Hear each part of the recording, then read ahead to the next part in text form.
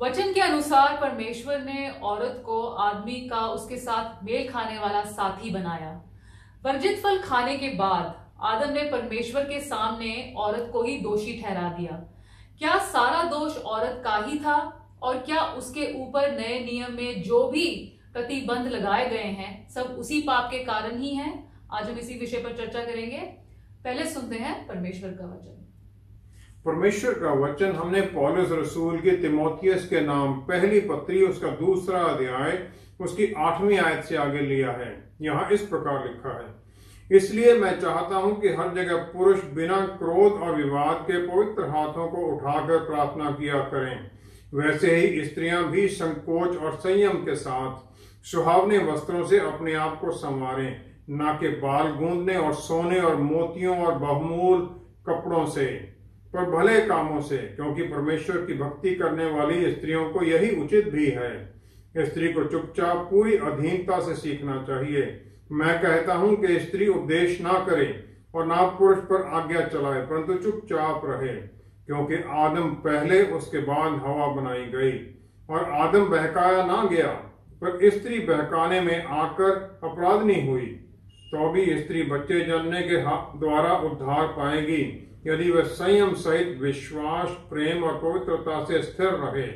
परमेश्वर के वचन को पढ़े और सुने जाने से आशीष हो। आमीन। परमेश्वर ने औरत को आदम के शरीर से पसली निकालकर ही क्यों बनाया, जबकि उसे मिट्टी से भी बनाया जा सकता था? पाप आने के बाद उसके रोल में क्या फर्क पड़ता है?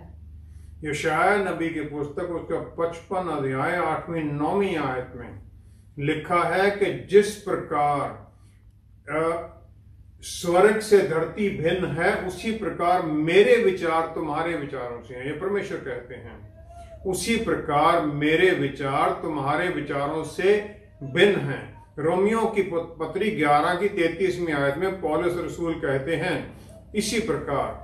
11 अध्याय लिखने के बाद में वो कहते हैं परमेश्वर की महिमा और ज्ञान और बुद्धि की जो गहराई है, सुंदरता है, कौन उसे जान सकता है। इसलिए मैं परमेश्वर की जजमेंट के बारे में क्वेश्चन नहीं करूंगा, लेकिन अगर हम औरत का जो काम है, जो उसे काम के लिए बनाया गया, उसे जांचें तो शायद हम इसके बारे में कुछ ज्ञान पा सकते हैं। उत्पत्ति पहला अध्याय 31वीं आयत, परमेश्वर ने जो बनाया था उसे देखा और उन्होंने कह दिया बहुत सुंदर है। और फिर बाद में दूसरा अध्याय 18वीं आयत में उन्होंने उसी क्रिएशन को देखकर कहा कि अच्छा नहीं है कि इंसान अकेला हो। बहुत अच्छा था, अब अच्छा नहीं है। और वो कहते हैं कि मैं चाहता हूं कि एक मेल खाने वाला साथी उसके लिए बनाया जाए। इब्रानी भाषा का शब्द इजर कनेक्टो है, जिसे ट्रांसलेट किया गया है हेल्प मीट। हेल्प मीट है, हेल्प मेट नहीं है, और ये मेल खाने वाला सहायक है। जो एजर शब्द है ये 22 बार पुराने नियम में इस्तेमाल किया, 21 बार इस्तेमाल किया गया है, और ये हमेशा बहुत ही ज्यादा इंपॉर्टेंट और पावरफुल काम है जहां पर रेस्क्यू, छुड़ाया जाना और सहायता के लिए वहीं पर इस्तेमाल किया गया है। एजर एक योद्धा है, कनेक्टो का मतलब है अपोजिट, उसके कॉरस्पॉन्ड, उसके साथ मेल खाने वाला। 21 बारी में एजर सबसे पहले औरत के लिए 2 बार इस्तेमाल किया गया है, कौमों के लिए 3 बार और परमेश्वर के लिए 16 बार इस्तेमाल किया गया है। भजन संहिता 33 की 20 में लिखा गया है और होशे 13 की 9 में भी, वहां पर परमेश्वर को एक सहायक के तौर पर दिखाया गया है। ये बिल्कुल मानने वाली बात है कि परमेश्वर ने औरत को आदमी के अधीन होने के लिए नहीं, बल्कि उसके सहायक बनने के लिए बनाया है।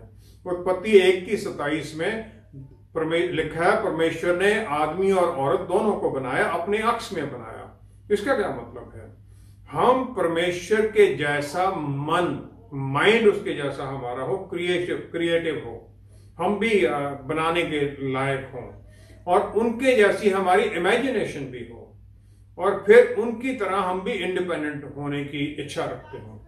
फिलिपियों 2 अध्याय उसकी 5वीं आयत में लिखा गया है, पौलुस रसूल कहते हैं जैसा प्रभु यीशु का मन है तुम्हारा मन भी वैसा ही हो। जब परमेश्वर ने सांस फूंक दिया हमारे भीतर, तो एक जिंदा आत्मा हमारे भीतर आ गई, और ये जानवरों को नहीं दी गई थी। आदमी और औरत में जो फर्क है वो ये है कि औरत को एजर बनाया गया, हेल्प मीट बनाया गया, और ये सहायक नहीं है जो कि हम नॉर्मली मानते हैं कि सहायक है, जो कि अधीनगी में है। वो इसलिए बनाया गया कि अगर हम एजर की पूरी परिभाषा समझें क्या है, तो ये एजर दो शब्द से आता है, जिसका मतलब है रेस्क्यू और बचाना, छुटकारा देना और बचाना, और दूसरा बलवान होना। चेम बेंटोरा, जो कि इब्रानी, अरामिक और ग्रीक भाषा का स्कॉलर है अमेरिका में, वो ये कहते हैं कि ये शब्द कोर्टयार्ड के लिए, जो घर के बाहर आंगन होता है खुला, उसके लिए भी इस्तेमाल किया गया है, जिसके ऊपर कोई छत नहीं होती है, और ये आकाश के लिए, स्वर्ग के लिए खुला होता है। और फिर ये उन सब कामों के लिए इस्तेमाल किया जाता है जो घर के अंदर होती हैं। वहां पर खाना भी बनाया जाता है, लोग बाहर में बैठते भी हैं, मिलते हैं। गांव में आजकल भी ये मिलता है। जो बिल्डिंग है वो सुरक्षा देती है, शेल्टर देती है, प्रोटेक्शन देती है, जो मौसम की बुरा मौसम हो तब, और कोई दूसरा बाहर से कोई खतरा हो तो उससे भी हमें बचाती है। जो हेल्प मीट है, जो सहायक, मेल वाला सहायक है, ये औरत, ये स्वर्ग के लिए खुला है। और जो स्वर्ग से रेवलेशंस आती हैं, प्रकाशन आते हैं, वो पाने के लिए औरत को बनाया गया, और आदम को बनाया गया ताकि वो सुरक्षा और सिक्योरिटी दे। और फिर इसके साथ हम जानते हैं परमेश्वर को मिलाने के लिए उसे बनाया गया, ताकि आदम परमेश्वर से उसके द्वारा मिल सके। इब्रानी भाषा का शब्द है बुरा, जो मतलब अलोन जो है ना, अकेला होना, उसका शब्द है बाद, और ये रूट जो शब्द है बदाद, उससे आता है। इसका मतलब है अलहदा हो जाना और आइसोलेट हो जाना या पीछे छूट जाना। होशे 8:9 में यही शब्द इस्तेमाल किया गया है कि जिस प्रकार एक जंगली गधा होता है वो अकेला हो जाता है, किसी के साथ मिलता नहीं है, ये अकेलापन उस प्रकार का है। आदमी का मिलाप सिर्फ परमेश्वर के साथ था, और वही उनका काउंटर पार्ट है, क्योंकि उसी से तो हमें बनाया गया, उसी के अक्स में बनाया गया। और परमेश्वर से अलहदा हो जाना, अलग हो जाना, ये अकेलापन है, जो वहां परमेश्वर ने कहा आदमी अकेला होना अच्छा नहीं है। और औरत को ये जो गैप आ जाता है परमेश्वर और इंसान में, उसे पूरा करने के लिए बनाया गया है। फिर परमेश्वर ने वो मिट्टी को इस्तेमाल क्यों नहीं किया जिस प्रकार इंसान को बनाया गया था? औरत को एजर बनाया गया है, जो कि आदमी की मेल वाला सहायक है, और ये उसका अपोनेंट नहीं बनाया गया है। इंडिपेंडेंट नहीं है, सेपरेट, दोनों एक दूसरे को पूरा करते हैं।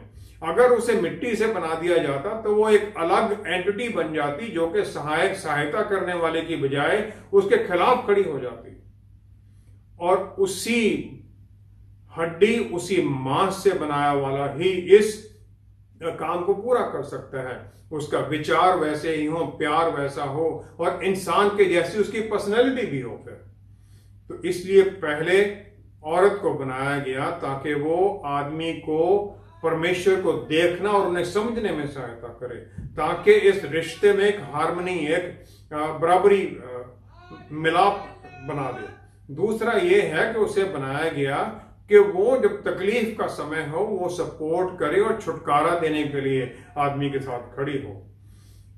शैतान ने आदम को क्यों नहीं, औरत को ही क्यों पकड़ा?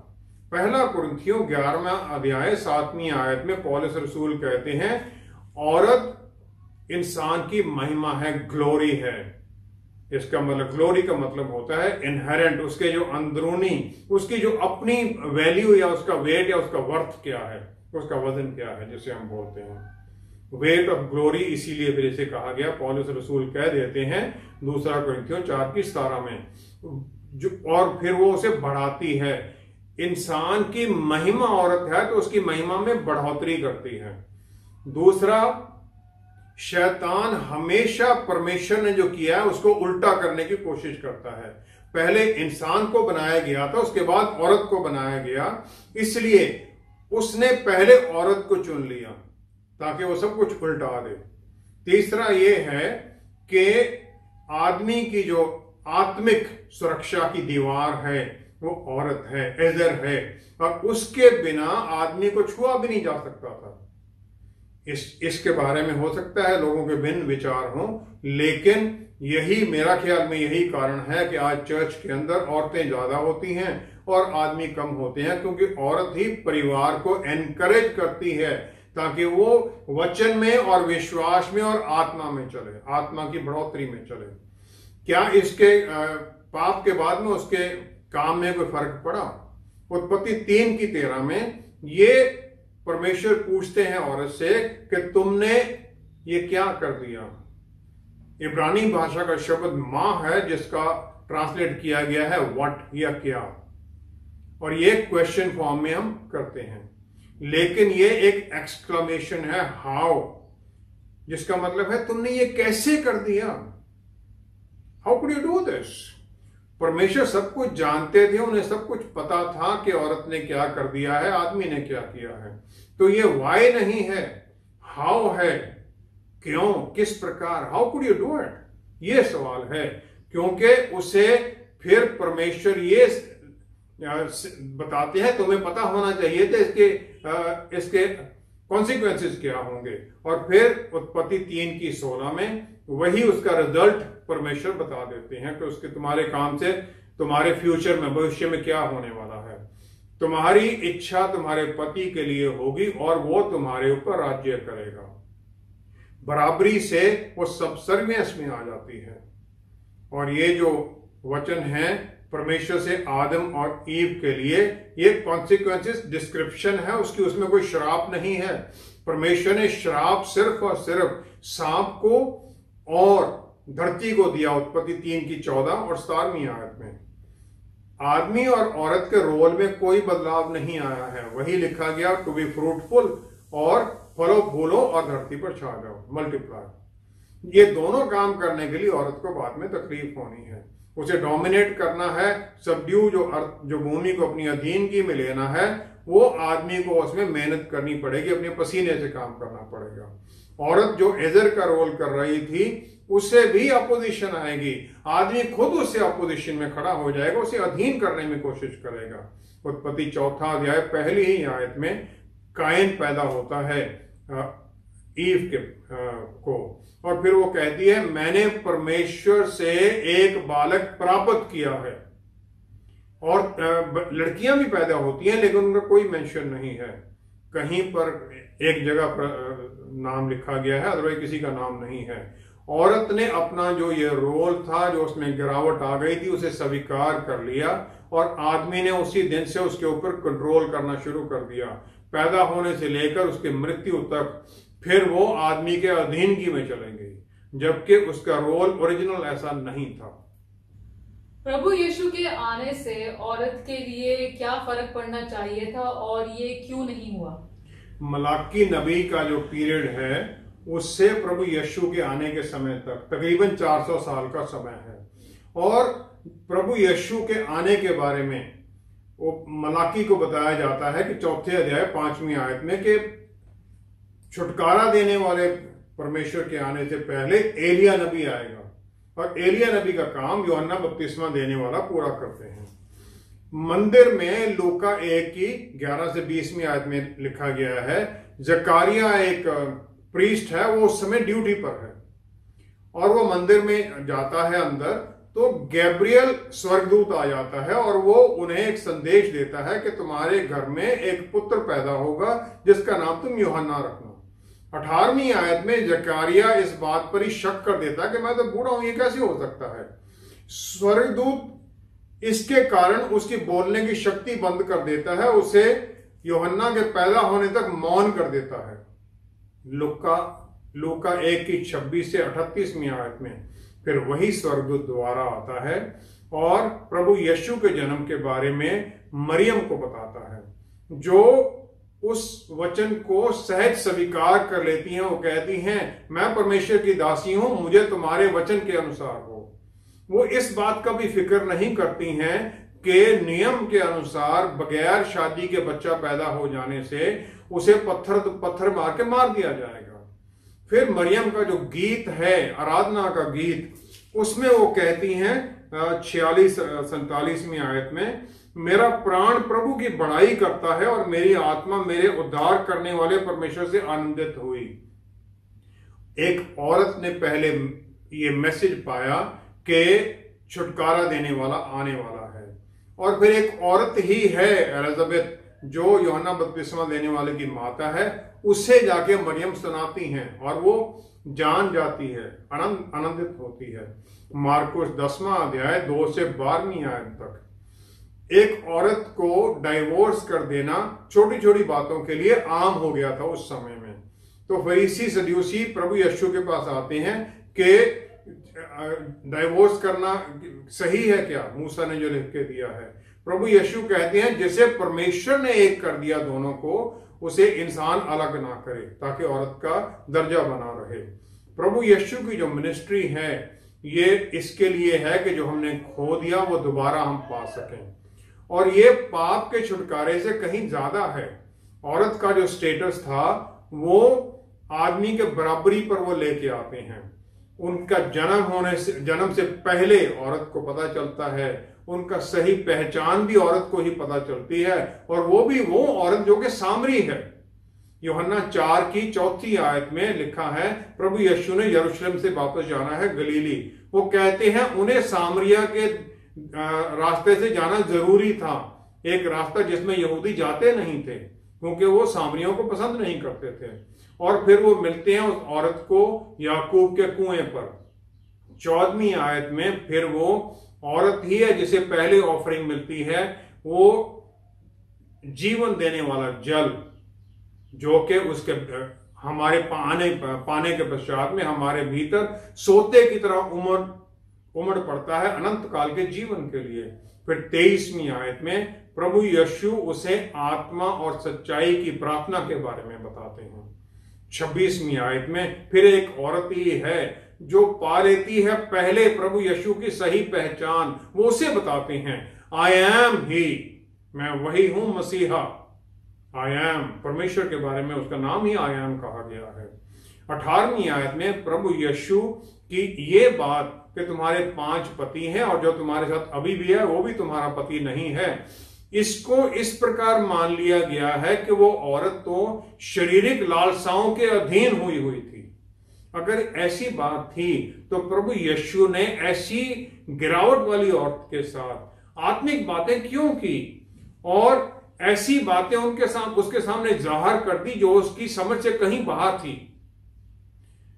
फिर 28-29वीं आयत में वो जाती है गांव में और सब लोगों को बताती, दोपहर का समय है, जाके आदमियों को बताती है, वो पुरुष है वहां पर जिसने सब कुछ मुझे बता दिया जो मैंने किया था। क्या वो मसीहा है? क्या वो क्राइस्ट है?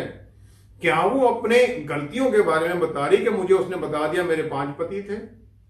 39वीं आयत में लोग कहते हैं, वहां लिखा गया है कि प्रभु यीशु पर उसकी गवाही से ही लोग विश्वास कर लेते हैं। एक औरत जो कि ऐसे पाप में डूबी हुई थी उसकी गवाही से लोग विश्वास करते हैं। 38वीं आयत में प्रभु यीशु अपने चेलों को बोलते हैं कि मैंने तुम्हें फसल काटने के लिए भेजा जिस पर तुमने मेहनत नहीं की है। तो फिर इस सामरी गांव में कौन था जिसने रूहों की फसल को काटने के लिए तैयार किया? 42वीं आयत में सामरी लोग कहते हैं उसी औरत को कि हमने विश्वास किया है इसलिए नहीं कि तुमने हमें बताया है। हालांकि पहले लिखा कईयों ने उस पर विश्वास कर लिया। इसका मतलब वो उसकी बात को सुनते थे, उसकी बातों में विश्वास करते थे, समझने की कोशिश करते थे। हालांकि अगर हम आज की मान्यता पर चले वो तो पापी थी।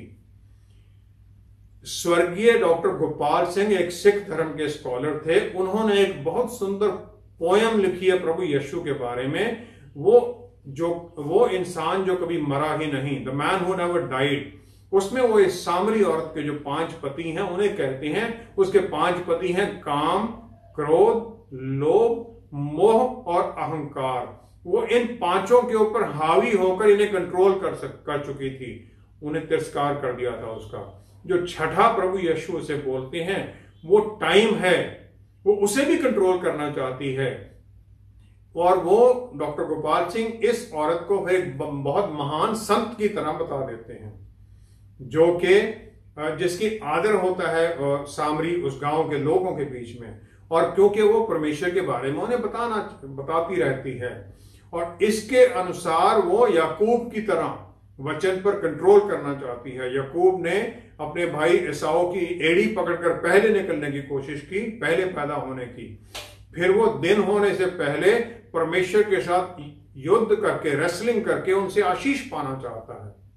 समय से वो भी लड़ रहा है। यूहन्ना 20:17 में पहला जो जन्म है जो जी उठने के बाद प्रभु यीशु से मिलता है, वो मेरी मैगदलीनी है। और फिर उसे पहली असाइनमेंट मिलती है एवेंजलिज्म की, जाओ मेरे भाइयों को बताओ कि मैं अपने पिता, तुम्हारे पिता के पास जा रहा हूं। तुम्हारा परमेश्वर मेरा परमेश्वर, मैं उसके पास जा रहा हूं। प्रभु यीशु का आना, उनका जी उठना, यह सब कुछ पहले औरतों को बताया गया। उनकी सही पहचान एक औरत को बताई गई। और जो महिमा हमने खो दी थी, ये दोनों, आदमी और औरत दोनों को दी जाती है। यूहन्ना 1:12 में लिखा गया है, जितनों ने उस पर विश्वास किया वो परमेश्वर की संतान होने का हक पा गए। इसमें कहीं लेरी लिखा कि आदमी को मिला है, औरत को नहीं मिला है। यूहन्ना 17:22 में फिर प्रभु यीशु कहते हैं, मैंने अपनी महिमा इन्हें दे दी है। किसको? विश्वासियों को, दोनों को। लूका 8:2-3 आयत में मेरी मैगदलीन और दूसरी औरतें हैं जो गलील की हैं, वो प्रभु यीशु को धन के द्वारा उनकी मिनिस्ट्री को सपोर्ट करती हैं, और प्रभु यीशु इसे स्वीकार भी करते हैं और उन्हें बराबरी का दर्जा भी दे देते हैं। इस प्रकार यूहन्ना 19:30 में प्रभु यीशु का जो वो कहना है पूरा हुआ, ये उत्पत्ति 2 अध्याय 2-3 आयत में है, जो परमेश्वर कहते हैं पूरा हो गया है वहां पर भी, और वो रेस्ट करते हैं और फिर वो उस दिन को ब्लेस कर देते हैं, सैंक्टिफाई कर देते हैं, पवित्र कर देते हैं उस दिन को। प्रभु यीशु का पूरा हुआ कहना एक जिम्मेवारी दे देता है कि उनके पूरे हुए काम को हम सब बराबरी में मिलकर उसको करें। लेकिन आदमी ने इसे अपने ऊपर पकड़ लिया कि मेरे लिए है ये, और सब कुछ उसने अपने लिए बटोर लिया, औरत को अपना सबऑर्डिनेट पार्टनर बना दिया, जबकि परमेश्वर की ये इच्छा नहीं है। ना बनाने के समय पर, ना दोबारा जीवन देने के समय पर, उन्होंने उसे बराबरी के लिए बनाया है और बराबरी में ही उसे काम करना है।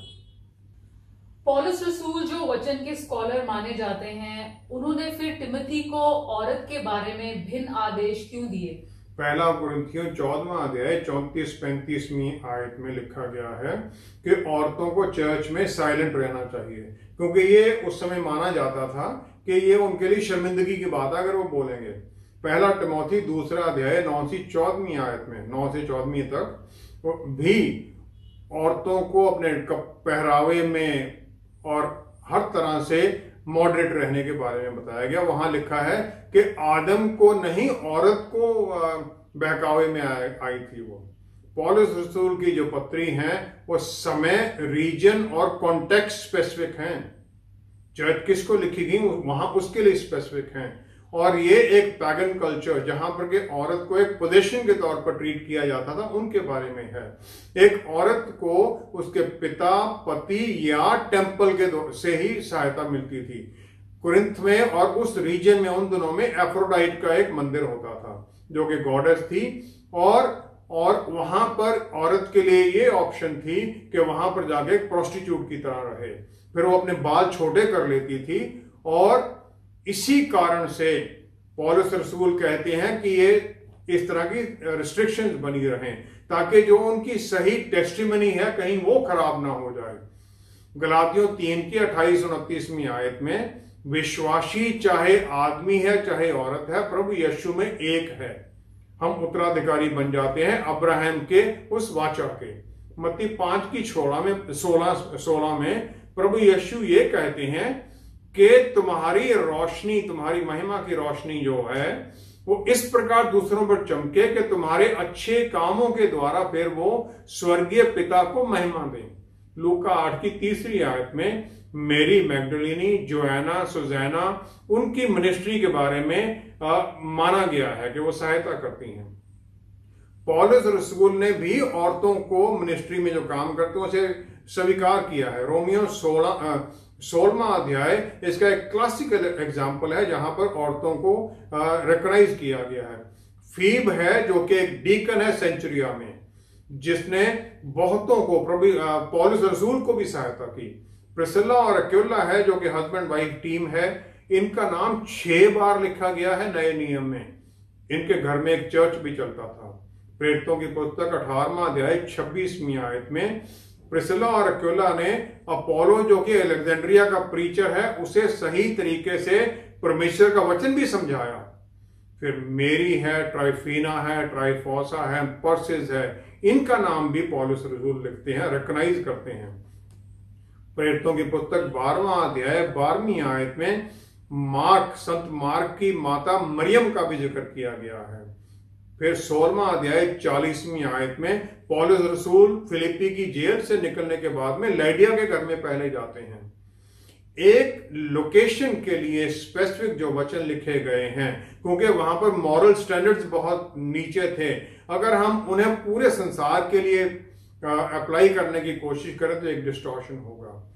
हम इस दुनिया के अंदर विक्टिमाइज किए जाते हैं, जो कि बाहरी उससे भी है और अंदर से भी है। जो इसे सहता है सर्कमस्टांसेस से या इंस्टीट्यूशन से जिसके ऊपर हमारा कोई कंट्रोल नहीं है, वो खुद विक्टिम बन जाता है। और अंदर से भी विक्टिमहुड आता है जब हम इसे स्वीकार करने लग जाते हैं। बाहर से तो लोग करते ही हैं, जब हम स्वीकार करने लग जाते हैं तो हम विक्टिम बन जाते हैं। इसलिए नहीं कि जो हमने किया है या हमारी कुछ ये तकदीर में है, इसलिए कि हम इसे पकड़ कर बैठ जाते हैं। फिर एक विक्टिम का माइंडसेट बन जाता है, हमारे विचार वैसे ही हो जाते हैं और फिर हम पास्ट में ही फंसे रहते हैं। डाइट्रिच बॉनहोफर जो कि एक ग्रेट थियोलॉजियन है, वो ये कहते हैं कि विश्वासी के तौर पर तुम्हारा जीवन ऐसा हो कि जो विश्वास नहीं करते हैं वो परमेश्वर पर अपने अविश्वास को ही सवाल करने लग जाएं कि इतने भले लोग हैं, हमें भी ये करना चाहिए। बहुत लोग कभी बाइबल शायद पढ़ेंगे ही नहीं, चर्च में शायद आए ना आए, लेकिन वो हमारे जीवन से, हमारे व्यवहार के द्वारा परिवर्तन होंगे। चाहे फिर वो आदमी है चाहे औरत है, उससे कोई फर्क नहीं पड़ता है। मेरे जीवन में दूसरे क्या प्रभु यीशु को जानना चाहते हैं मुझे देखकर? अगर वो नहीं मुझे जानना चाहते हैं तो मुझे अपने अंदर झांकना पड़ेगा। फिर चाहे मैं आदमी हूं या औरत हूं, क्या फर्क पड़ता है? परमेश्वर को जजमेंट वाले दिन दोनों को ही हिसाब देना पड़ेगा। औरत को बराबरी पर रखा है प्रभु यीशु ने, हम उन्हें वो दर्जा दें ताकि वो फिर वो जो उसका ओरिजिनल रोल है एजर वाला, वो उसे पूरा कर सके, ताकि फिर दोनों मिलकर परमेश्वर की महिमा करें और रूहें जीतने के काम में आगे बढ़ें। आइए हम प्रार्थना करें। पिता परमेश्वर, हम धन्यवाद करते हैं कि आपने औरत और मर्द दोनों को प्रभु जिम्मेवारियां दी हैं। हमें फिर आपने बल और शक्ति दी है प्यारे प्रभु, ताकि हम पवित्र आत्मा परमेश्वर की गाइडेंस में, उनकी अगुवाई में, उनके दिए गए बल में, आपके वचन की आज्ञाकारिता में प्रभु आगे बढ़ें। फिर हमारा जीवन ही वचन का सही नमूना बन जाए, लोग हमें देखें और फिर उनके मन में उत्सुकता हो वचन को जानने की, ताकि फिर हमारे जीवन द्वारा आपको महिमा मिले। पिता परमेश्वर, सारा आदर आपको देते हैं, सब कुछ प्रभु यीशु के पवित्र नाम में मांगते हैं। आमेन, आमेन, आमेन। परमेश्वर ने आदम और ईव दोनों को अपने ही अक्स और रूप में बनाया और प्रभु यीशु हमें उसी परिस्थिति में ले आते हैं। फिर ये सिर्फ एक के लिए ही कैसे हो सकता है? क्योंकि परमेश्वर ने किसी दूसरे को अपने अधीन करने का अधिकार नहीं दिया है। वचन के अनुसार एक औरत को उसका सही स्थान ना देने से हम हमारी प्रार्थनाओं का उत्तर पाने में भी असमर्थ हो जाते हैं। हमारे साथ दोबारा जुड़ने के लिए आपका बहुत बहुत धन्यवाद। कोई भी एपिसोड आप दोबारा देखना चाहते हैं तो YouTube पे देख सकते हैं और हमारे चैनल को भी सब्सक्राइब करें। अगले हफ्ते आपसे फिर मुलाकात होगी। Stay blessed. शालोम।